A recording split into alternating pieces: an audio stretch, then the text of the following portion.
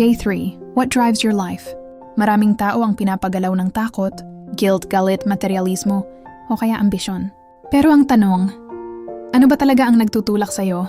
Sabi ni Rick Warren, kung mali ang driver ng buhay natin, mauwi ito sa stress, emptiness, at frustration. Pero kung si Diyos ang magmaneho, makakaranas tayo ng kapayapaan, direksyon at layunin. Tandaan mo, those who are controlled by love live in peace. Kaya starting today, tanungin mo sarili mo, am I driven by God's purpose or by something less? Please, like, share, subscribe for more content. Bushido Channel.